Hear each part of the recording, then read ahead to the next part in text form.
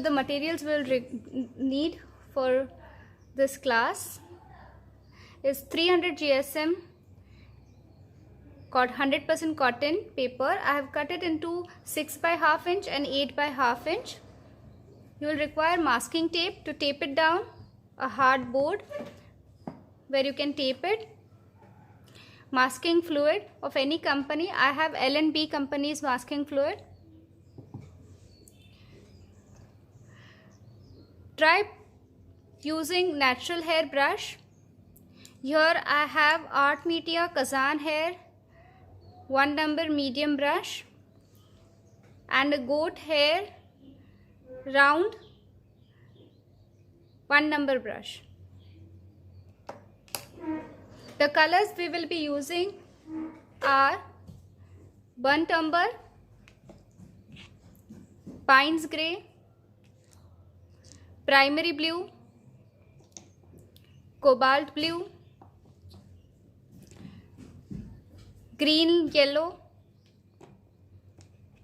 orange,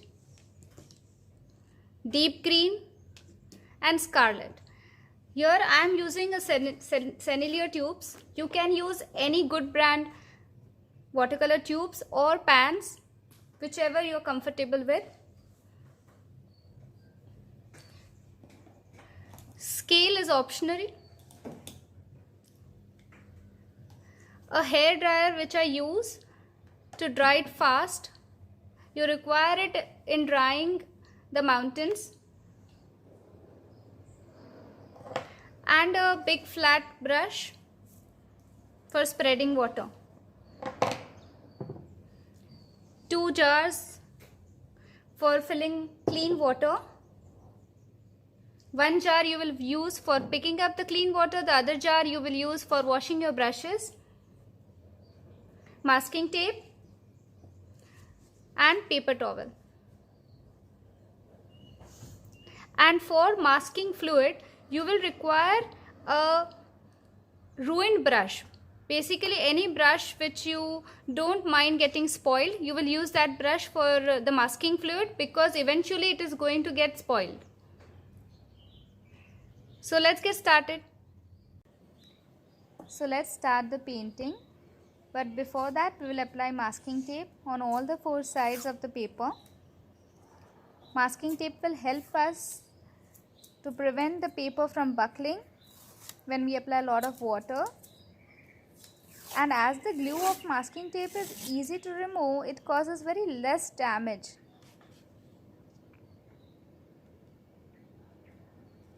So here you can even mark it with a scale, like 1/4 inch on all the 4 sides, and then apply.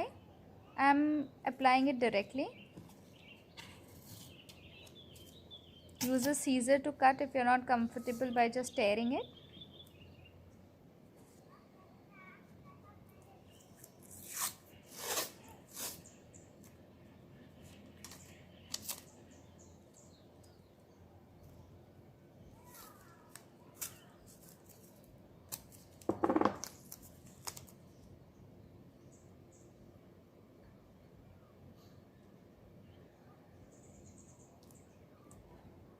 The other important thing to keep in mind is to why I am applying it on the board along with the board is that I will be able to tilt my board to a certain angle during the painting. That's why I am sticking the paper to a board. You can use any board.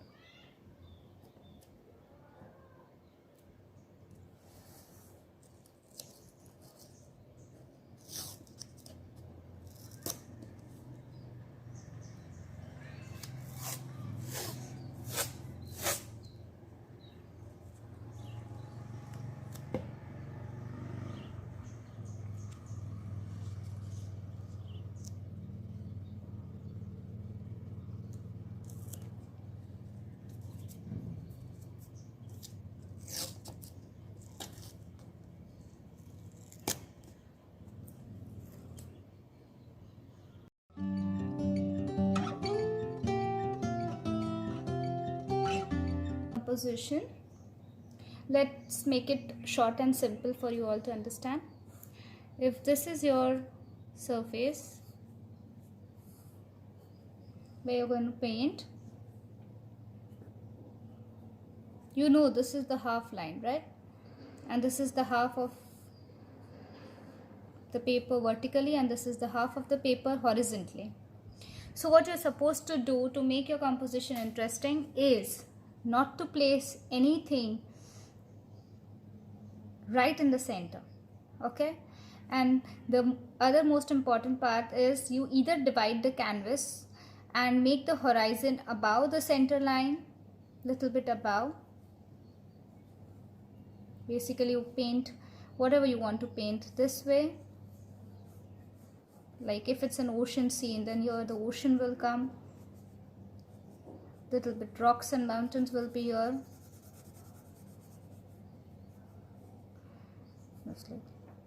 Basically your painting should go above, and even the horizon should go above the center middle line. Similarly, you can also make the composition in which you can make the horizon below the center. So if this is approx the center of your paper, you should make the horizon below.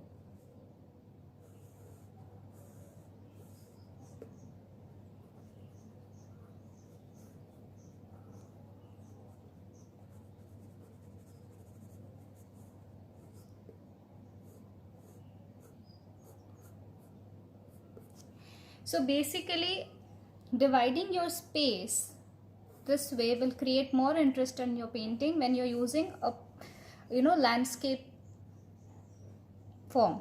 And when you're using a portrait, then you have to also not divide again in the center. You have to divide either on above the center line or below the center line. So this is the center, divided either below your. This composition, this method of composing will help you. Similarly, you should use the grid method, in which you divide the space into 3 parts, equal parts, and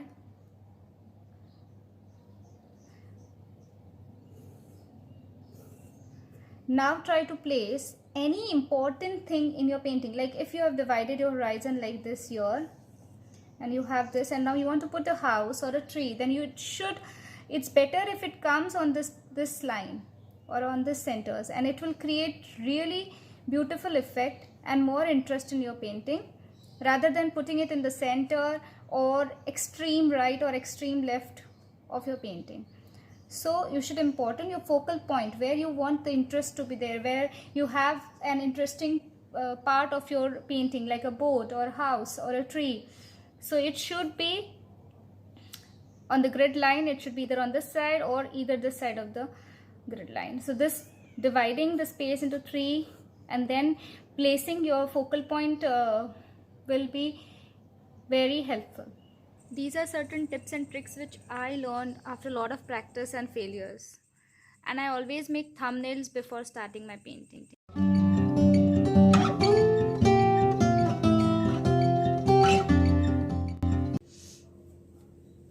So perspective. Perspective is a very elaborate subject, but as a beginner, I want you to have a clear idea about the concept. Detail we will not be going, because this is beginner. It's a very vast subject, so it needs a lot of time to be understood. Here, let me just tell you what perspective actually helps you in. Your painting is actually a two-dimensional painting. Whenever you paint anything on a paper, it's two-dimensional, it's 2D. But when you add perspective to it, it starts appearing three-dimensional. So that is what the perspective does. Now there are two things. There's 1-point perspective and 2-point perspective. In 1-point perspective, there is one vanishing point on a horizon line. Horizon line is the line where the land meets the sky, or the land meets the water. So if this is your horizon line, and if you have a single point, like if I'm placing my vanishing point here, basically what's a vanishing point? Vanishing point is a point where everything in the end comes and meet. So you must have noticed when you're standing at a corner of the street, where when you look, you feel that the street is, ending up together at one point. Similarly with the roads or the railway tracks. So that is basically an illusion which our eyes create. So here, if we are placing our vanishing point here, and if I want to paint or draw something, like the face of that thing will be facing towards me. So now this is basically, the flat side is facing towards me, but now to give it a three-dimensional effect, I am taking the help of the vanishing point and meeting all the edges there. And now you can see this starts appearing 3D. Similarly, if I can place it above the horizon line or below the horizon line, anywhere. So every object you see, if it's a bird, you will see the bottom part of the bird when it's flying. That is because you are standing below it. So this is one thing, and the other main part is that it tapers. Like this cube, this face of this is a rectangle, and you know that this side also the length has to be the same as this, but it is giving an appearance as if the length has decreased. Basically, that is what you are supposed to include in your painting. So now you can see what I mean. Similarly, if it's a road, you know that if you're drawing a lamp post, you know if my first lamp post is coming at this angle, the second will come here, the third, fourth, fifth. So this is how it's going to diminish. Similarly for trees or for human figures, the same way you have to follow the rule. Now what is two-point perspective? Two-point perspective is when you have two vanishing points on a horizon. So like if I'm keeping one vanishing point here and one vanishing point here. So now you should put your object in a place so that it gives a 3D effect. It gets more interesting. So if I place my object here in the center and have equal sides on both the sides, it will not look that good. Like, let me give you an example. If I am on the corner of a street, so just draw a straight vertical line here, and now you join these lines.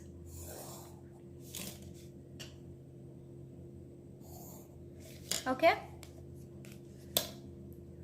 I want my building to be broader on this side and smaller on this side. So this is how my building will appear. It's so simple and easy, and it's in proportion. Now it won't look off. Your painting is correct. So here, if I just want to add some more windows or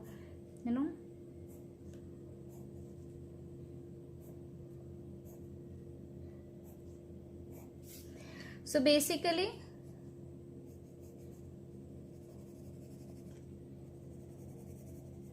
this is how it's going to help you when you draw a street view or something which has geometrical figures. So you can add, and the same way as I told you, everything meeting at one point, it has to diminish in size as it gets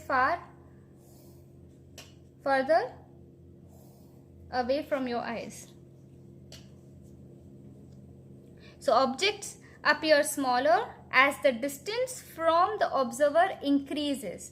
So we are here, standing here, and this is the horizon. We are very far away from the horizon. So the objects will appear smaller as the distance from the observer increases. So I hope this 2-point perspective and 1-point perspective is clear. This is vanishing point. These in 2-point perspective you have 2 vanishing points. So how to incorporate this in your drawings and painting? One other way of incorporating is with colors. So when you use the tones and the shades, you can use it in a way that the object which is far away from your eyes, you give it a lighter color, you make it more dull, or you don't draw it in detail. Like if this is here, there is one building, and if the other building is here far away, you will be able to see the windows and everything very clearly. In fact, the design on the windows. But of this building, you won't be able to see. So that is one thing you have to keep in mind in your paintings, that you don't make this one a very detailed one. You want the one closer ones to be detailed. I hope this lesson has cleared up your doubts and it will help you. So let us start sketching our painting. Basically, I usually prefer sketching some thumbnails, basically few small sketches to get an idea what I actually want to do. Here I am again keeping in my mind the center line of my portrait form landscape, and then trying to build up the mountains and the horizon above the middle line. Here we are going to make 3 layers of mountains, and the way we will fill in the colors will give it a perspective. That is what we have learned, right? So with different tones and using more pigment in your brush and less of water and more of water will create this beautiful depth in the mountains. So this will be my horizon line, and here we'll be adding the greenery from here onwards. Now we will know that greenery is will be like very simple strokes will be giving, so I am not going to draw a lot of detail in it.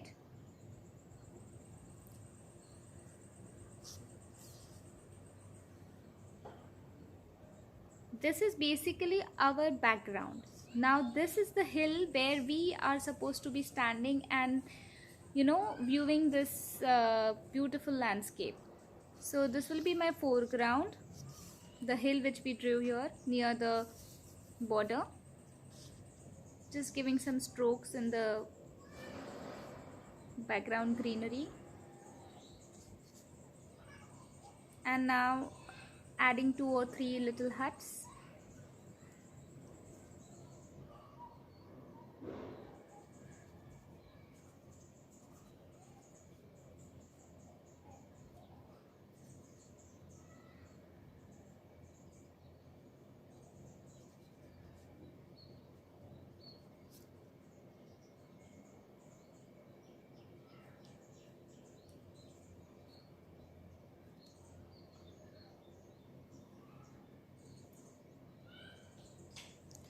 While drawing the huts, it is very important for you to remember the proportion and think that it is very far. So what size will be visible to your eyes? So it should not appear out of proportion. Basically, keep the perspective in your head. See, the hut behind is much smaller in size than the hut which is ahead of it. So these are simple things which you can incorporate in your paintings, and then in the end you will feel that nothing is wrong. At least the drawing is correct. So basic concept has to be clear. Just a small path coming towards the hill where we are standing, and we are done.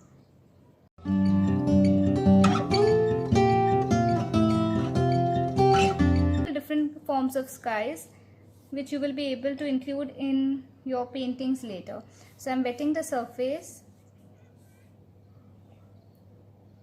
and this is the place where I am standing. I am the viewer and I am standing right here. So the cloud above me will be bigger in size, and the clouds which will be near the horizon will be smaller in size. Let me just show it to you. Just taking some cobalt blue. It's rather simple. I try to make the edges of my top part and the border darker. Whenever I'm painting any clouds, I feel they create more depth to the painting. And then here, as this is near the horizon, this will be our horizon. So here I am making smaller strokes.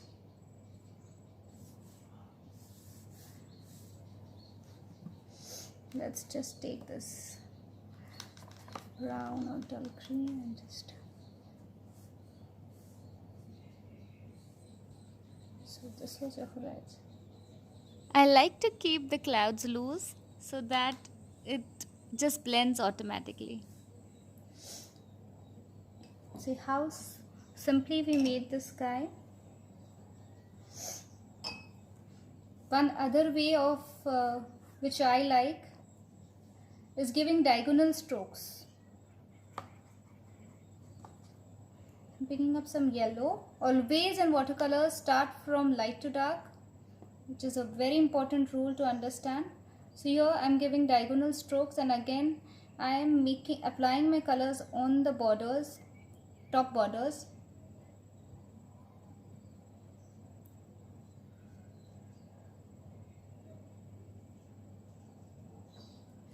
And in this only I'll add a little bit of orange. Pick up some orange.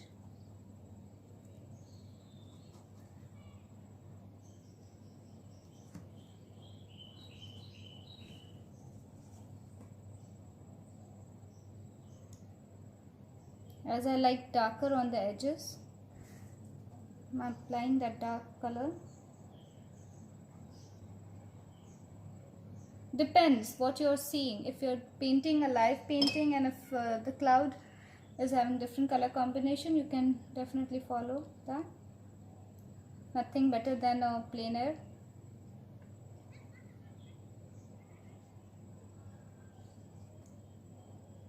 So this is one way in which I try to show sky in a dramatic way, because this gives mood to your painting, the swing. Watercolor is such an amazing medium. You just have to let go your brush and let water create the magic. So in this also we are going to do the same. I have 1.5 inch broad brush with which I will be applying water on my skyline. Remember to move your brush vertically and horizontally so that the water gets properly absorbed by the paper. We don't want any empty spaces. You can use any brush and just apply water. It's okay if it gets over the mountains. Now I'm taking Sennelier's cobalt blue.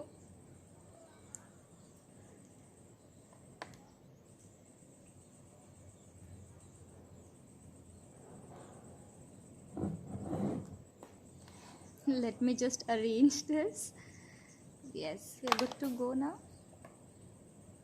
So here I'm using my Art Media Kazan hair medium size brush.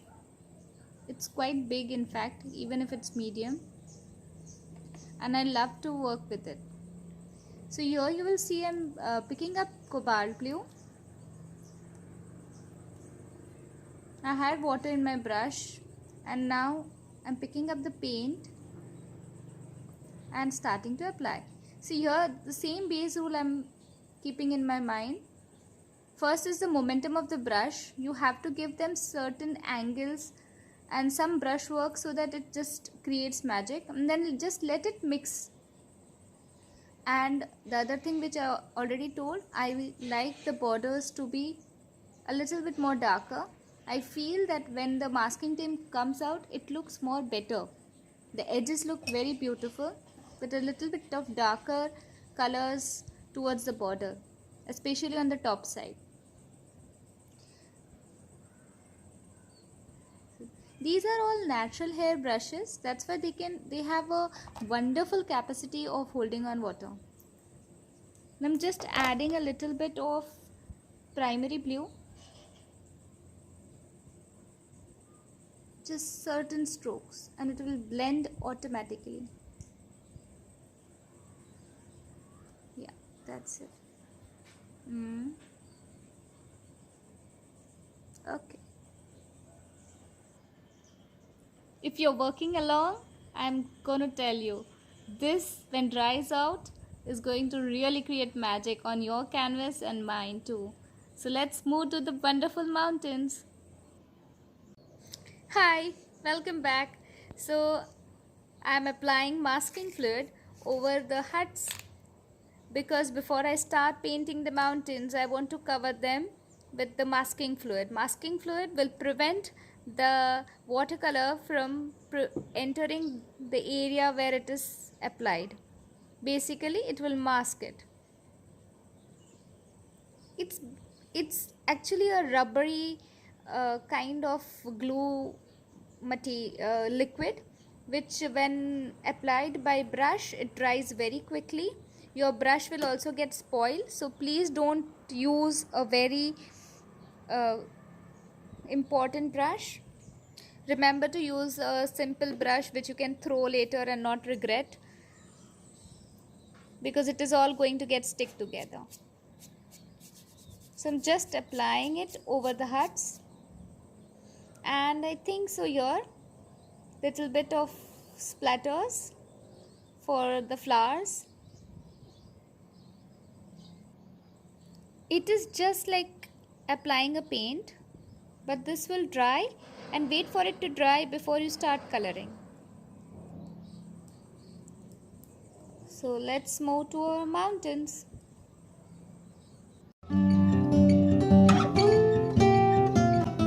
We had outlined certain mountains, rough outline, but we'll erase it and make it very light because we don't want it to come out or start appearing after the paint dries.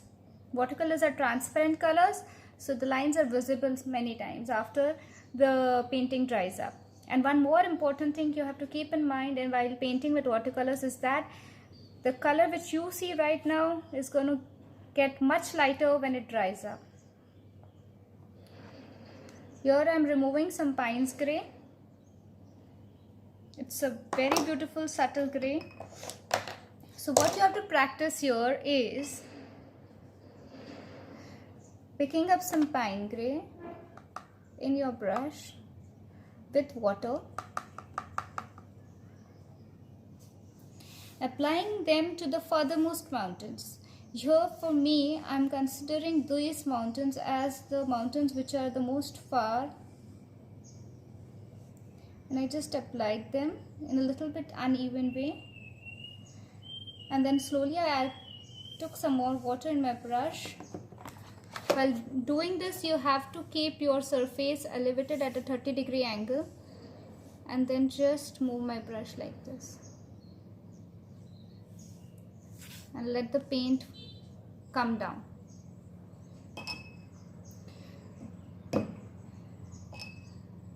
Here I will be using a hair dryer to dry it quickly.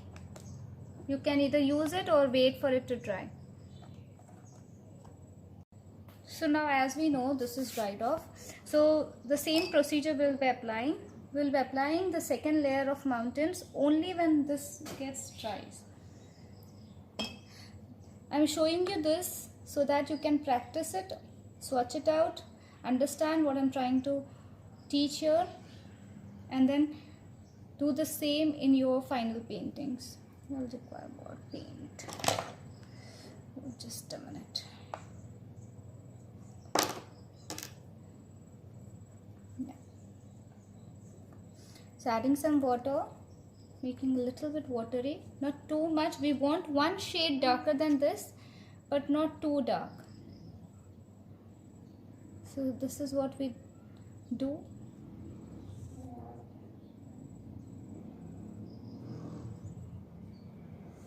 So once we apply that darker shade, we'll just drag it, put more water, add more water, and just drag it again. And similarly, we have to keep it 30-degree angle so that it flows and mixes well. And similarly, you can keep on adding the layers. And this is how they usually paint the misty mountains. So yeah, this is the trick. You wait for it to dry. I usually use a hair dryer and keep it slant like this. And then after some time, keep on adding, darken the colors, and slowly you will get the effect.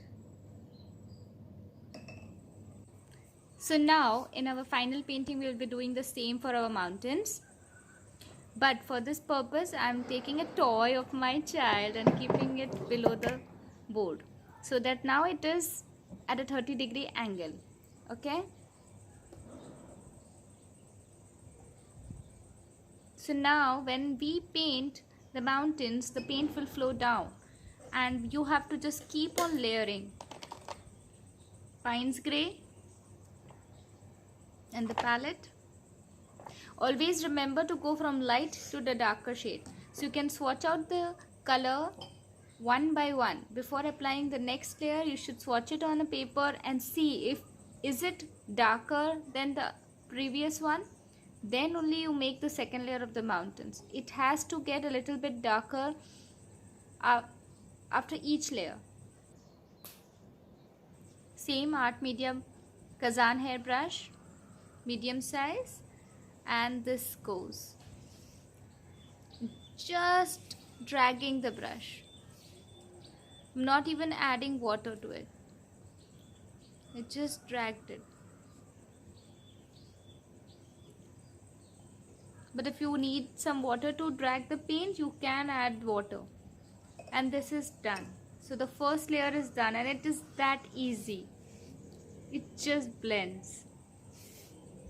Here I have dried it using a hair dryer and now the surface is completely dry. You can check it with your hands. It should not be damp.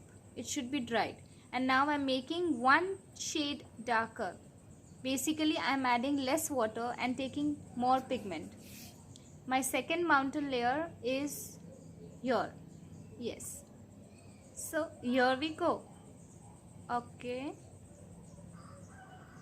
And keep it a little bit uneven to create, it rest, because nature is like that. It's not perfect.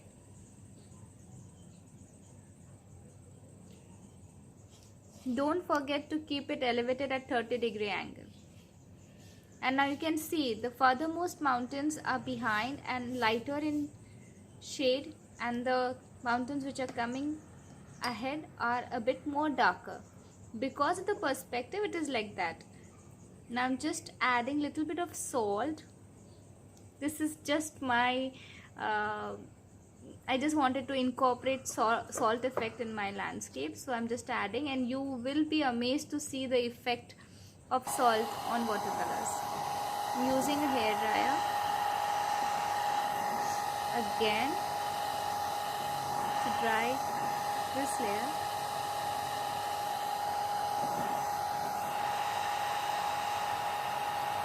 Can you see the little dots which have come because of the salt? Yeah, I just wanted it. I wanted that effect on my painting. This effect you can even try in abstract forms, in floral arts. Anything you paint, you can incorporate salt effect. It is really beautiful. So this is basically the procedure you have to do after each layer, or just wait for it to dry naturally. Here I am using hair dryer after each layer of mountains. So first layer I used, this is the second layer. Now we'll just check it if it is dry and then start with our third layer of mountains. The mountains which will be the nearest to us. So they will be more darker.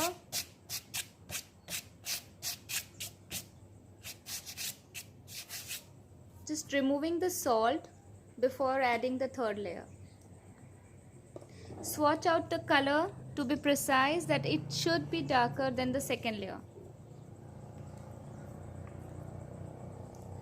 as this is slanted, I could not show you the palette earlier, sorry.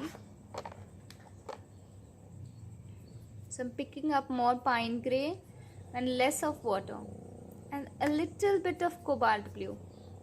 Because now these mountains are near to us, we have to incorporate some colors, some more detailing, as we have learned in perspective, correct?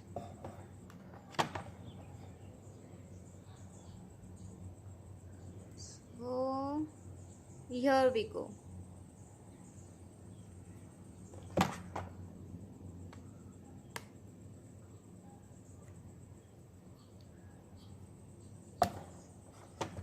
Picking up more pigment. Can you just see the magic? Can you see the 3 layers of mountain? This is the same method they use for creating the misty pines and all of that. Misty mountains, misty pines. This is the exact same method you have to follow. So this is one thing you can really practice later. This is our base grassland starts here, so we just stop here, and now I'm adding some salt again. So just sprinkling some salt again for its magic to happen. And now we'll move to the grassland, the greenery, which will bring life to our painting. Join me in my next session.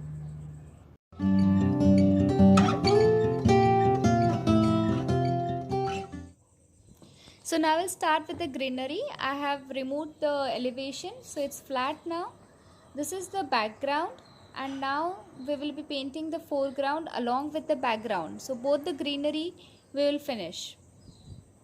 I'm removing the deep green in my palette and the green yellow, and along with that I will be removing burnt umber and definitely be using pines gray along with these, because these are not dark. And first let's start with the lightest tone, as that is the base fundamentals of watercolors. We have to start with the lightest. Here I've taken the orange from my set Sennelier palette, and I'm just applying it.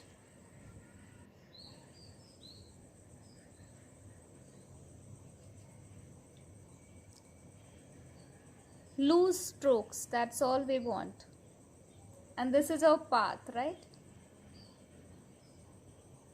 How small details can really increase the value of your art. So please do put in some special efforts. I'm picking up the green,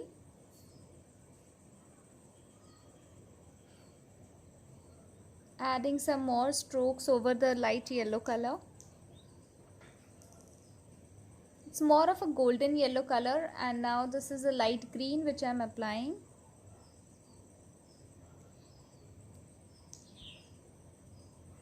So basic fundamental of watercolor painting is to go from light to dark. So that's what we are doing. We are increasing the darkness in our greenery. So I'm mixing pines gray, the deep green, the light green, and the burnt umber. So now basically I have a sap green kind of color. So if you already have that in your palette, you don't need to mix all these colors. Any subtle dark sap green, olive green shade will do.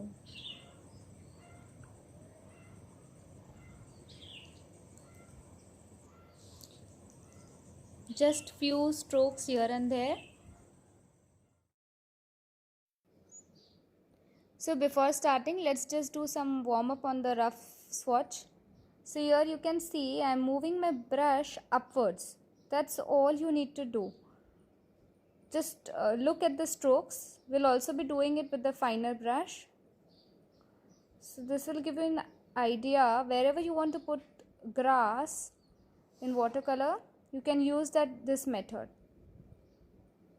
Upward movement of brush stroke. This method we will be using for our foreground grasses.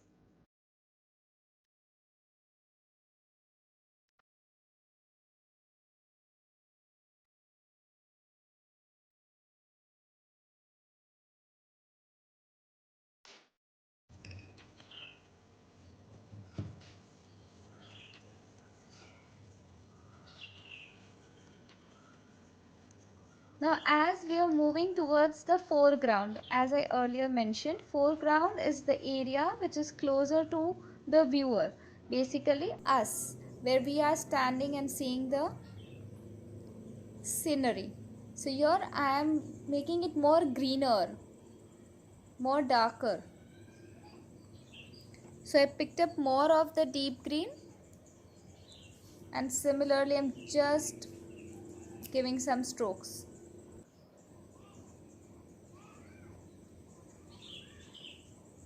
Did you see? Just a few strokes on the wet surface and it's done. Again the same brush I'm using, Art Media Kazan Hair medium size. Few more green blobs here and there. So how beautiful it's looking like the trees. So you don't have to give all the detailing in the starting.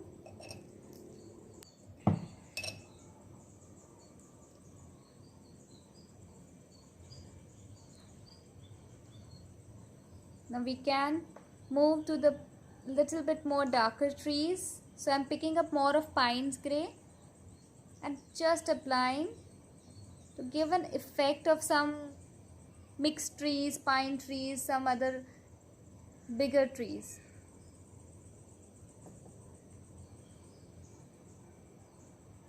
Showing their shadow part with a darker shade. So basically there is always a light source in your painting. So where the roofs of the house or the hut will shine, will be the light, where is the direction where the light is coming in, and the other part will all have the shadow. So we have to make the shadow with using the darker tones.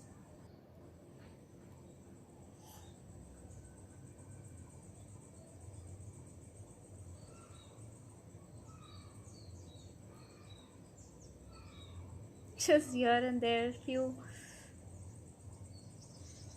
Feel bold in using your brush. Move it loosely and boldly wherever necessary.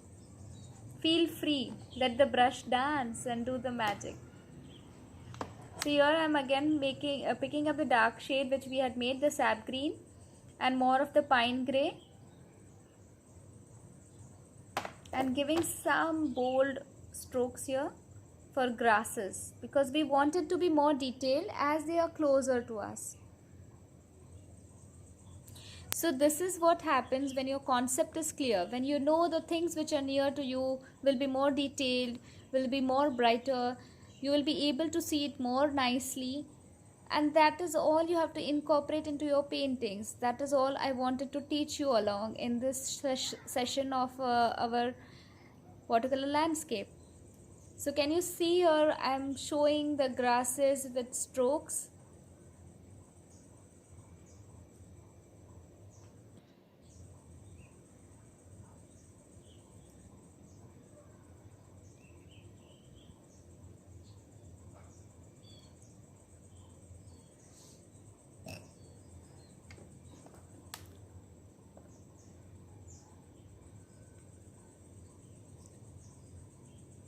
So the masking fluid will help to protect it. And now just a little bit of brown shade because it's a land, so it will have some mud, and just trying to incorporate that.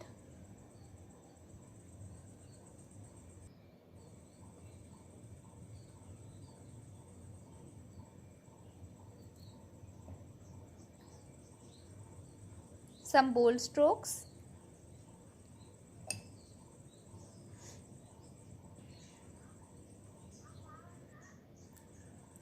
So now as this is done, you can see this both are coming in the same level, which I'm not liking visually. So I will be increasing a little bit of dark green on this side. Yes, that looks better. Adding some more green and some darker shades over the trees there. Can you see how beautiful those sparkly white dots have come as if it's snowy because of the salt. It's looking pretty.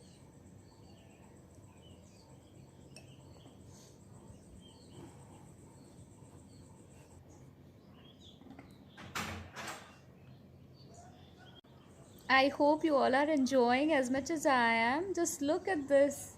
Just look at the perspective which the coloring has created in the mountains and the grassland. Now I'll just scrape off the masking fluid.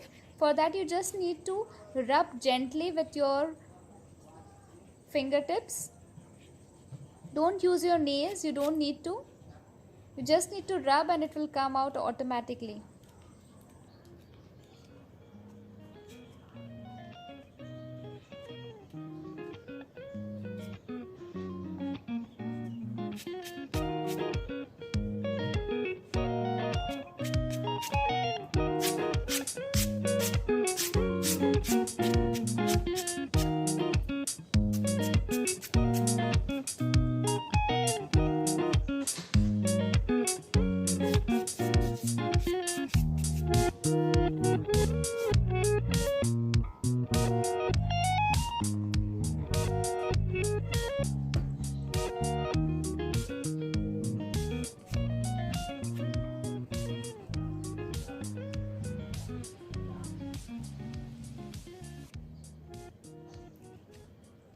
Now we are getting closer and closer to getting our artwork finished.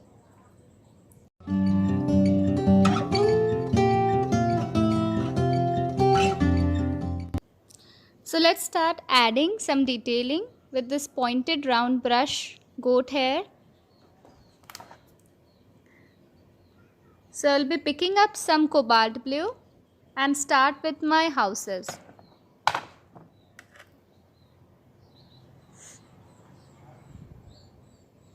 So just adding a little bit of color to the houses. They are, oh, it's not zoomed in. Wait, let me just zoom in.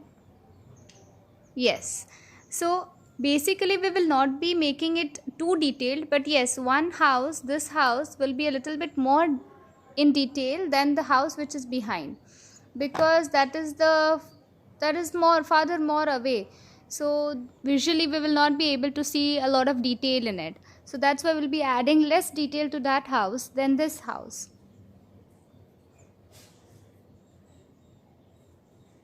I've taken some scarlet red and just applying a little dash of color to our painting. It will add up some brightness.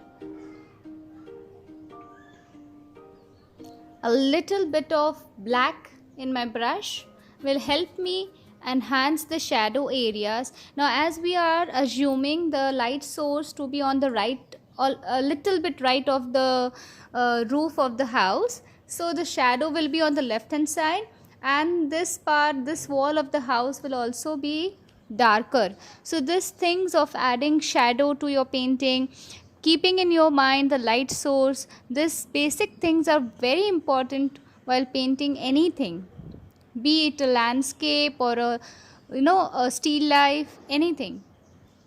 So little bit of shadow area, darker area.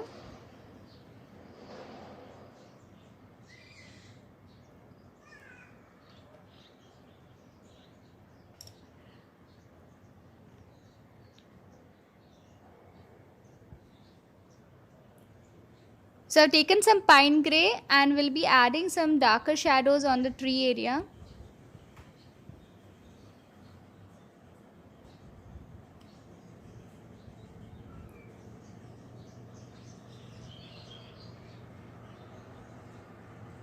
As we know, in watercolor we go from light to dark, step by step, increasing one shade at a time. So here we have almost reached the end, where now I will be just adding some dark strokes for showing some branches or shadow or some dark areas of the trees. Sometimes I just use my finger to rub the paint.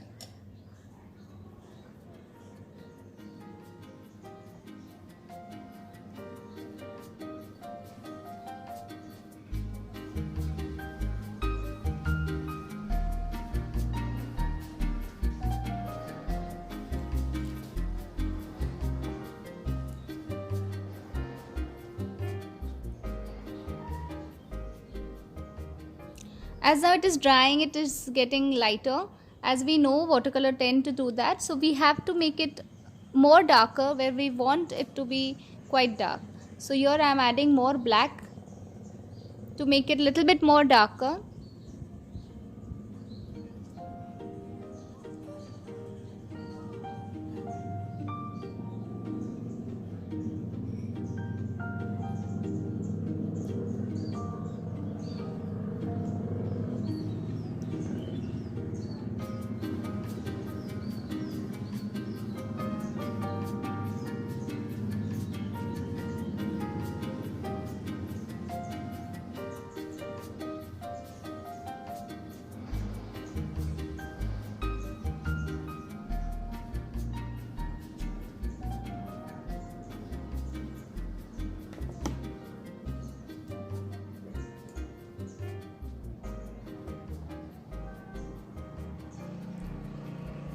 As this house is farther away, I will not be adding more detail to it, as I mentioned earlier.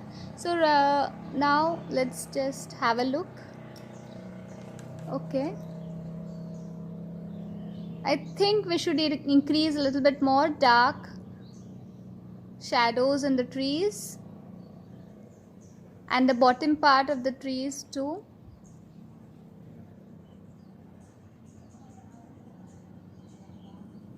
So now here for the little pine trees, I am making a fine tip straight line, and then I'm just moving my brush loosely on the left and the right in a zigzag motion.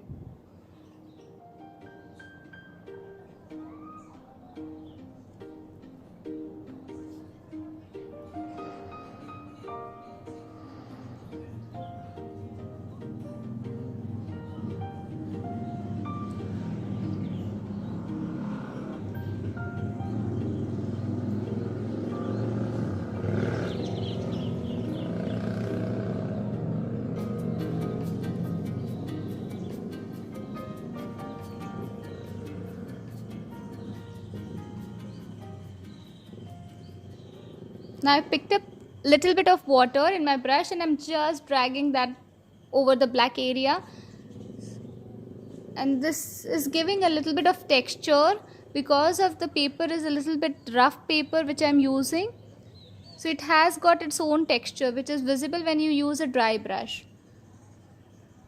Basically dry brushes when you have pigment in your brush but your brush is not too wet. So here comes our path.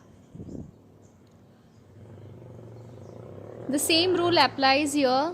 The road will be narrower towards the house and will be broad near us. Just giving a hint of it by adding a little bit of dark color, by adding burnt umber and a little bit of yellow.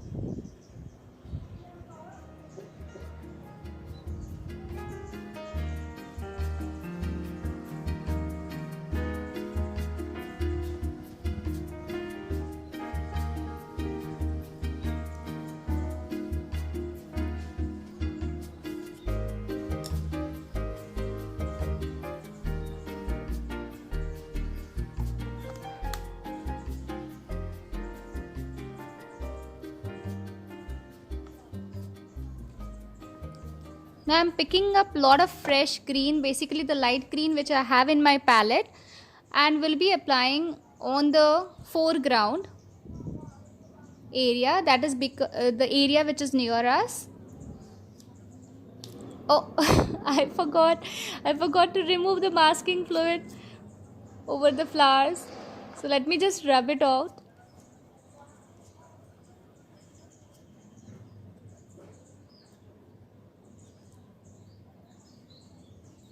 Oh, I am so sorry. I just realized it was out of focus.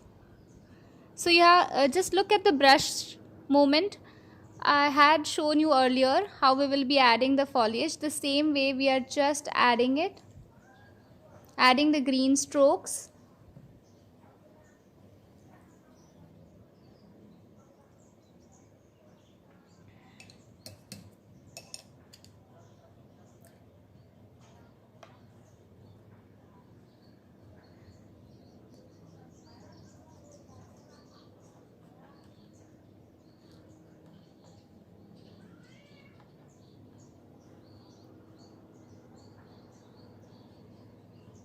Now it's time for us to start with the little flowers which will add beauty to our painting. So these are little things which will really, add that essence to your painting and make it look more prettier. What I'm doing here is just putting the stroke and leaving it, not a very detailed one. Just giving an effect of flowers. Putting some scarlet red colors over the white blobs and adding them over the greenery too.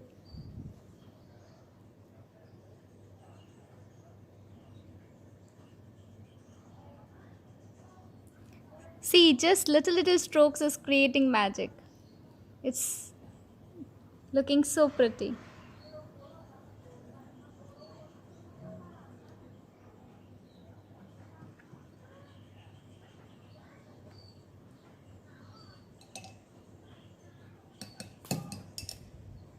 Now I'm planning to add a little tree here. So I will be picking a pine grey,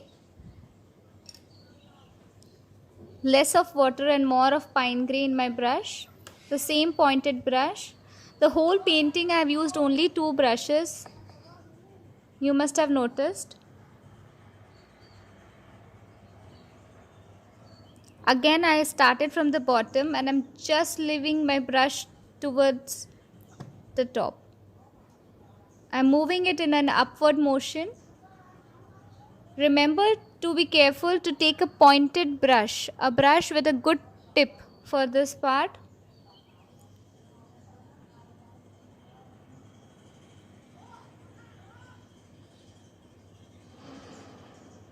Keep the stroke simple and just add a little bit of shadow. Shadow is very important. One more thing you should be careful is to show the shadows in the same direction. You cannot show, one painting cannot have shadows falling in all different directions. So it has to be either wherever your light source is, opposite to that. Mixed up some pine grey and deep green and just adding some darker strokes, darker green strokes for our green area, our foliage and the leaves. I want to show some leaves and all.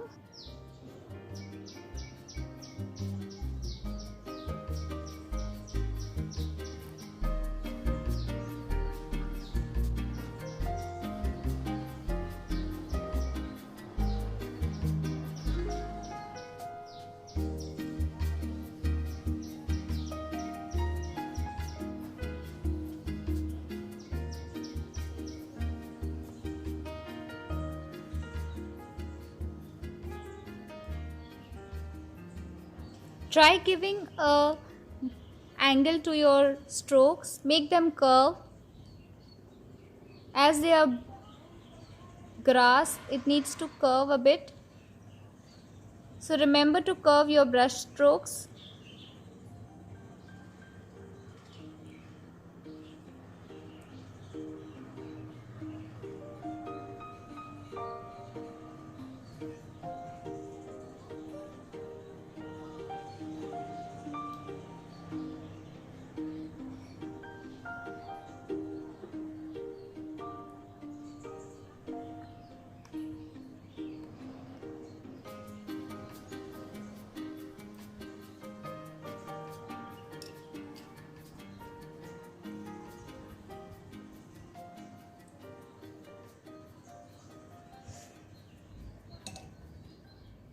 So now I will be picking up some deep green for the tree and adding some leaves to it.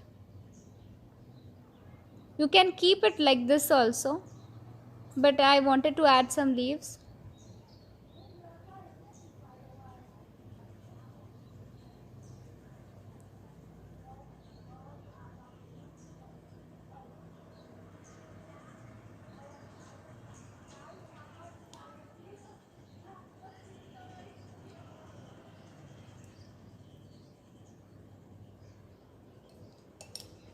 I'm taking the same color with deep green and pines grey. I'm just adding it a dash towards the path, and also to add a little bit of this fresh green in our background area.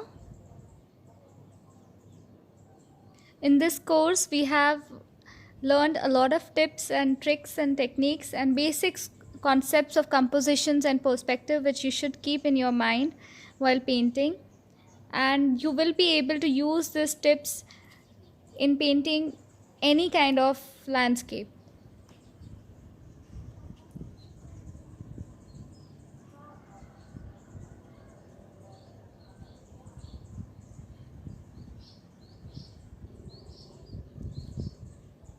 So now I have added a little bit of greenery in our background too. You can see how beautiful it is looking. The houses and the greenery and the foliage has increased the essence of our painting, isn't it?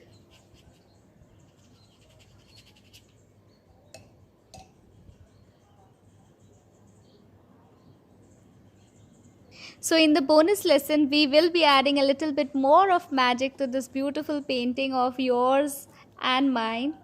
So join me in my bonus class too. See you.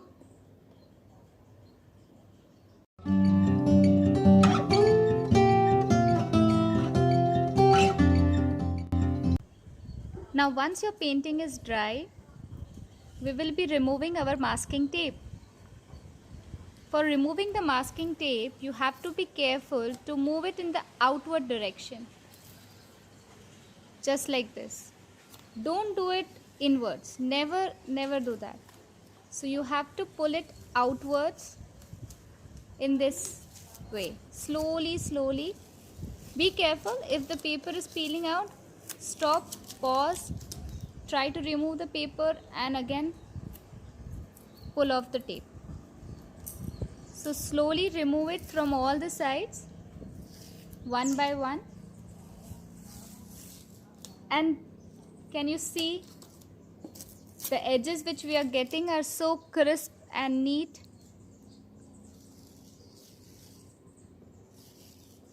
Be careful and slowly peel it off. Because of such neat borders, you can even frame it just like that in as a floating canvas or a floating painting, or you can have a proper frame with a mounting paper around it. A watercolor painting does not require any kind of varnish. It is good enough. It requires a glass. It's preferable so that it does not get spoiled. Now let's get back to the most important work. Sign your artwork. Own your masterpiece. Yes, this is the moment. So you sign it. I sign it on the right hand corner, but there is no hard and fast rule. You can sign it even on the left hand side. You can have just your initials or your full name. It is completely your choice.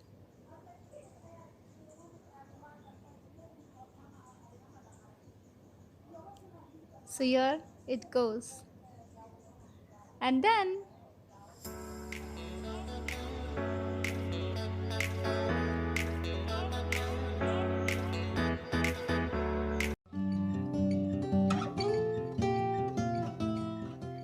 so according to me, a painting looks much prettier and more alive if we add some life elements to it, like a boat or a kite or a bird or human figures. So here we will be adding some little humans in this landscape of ours.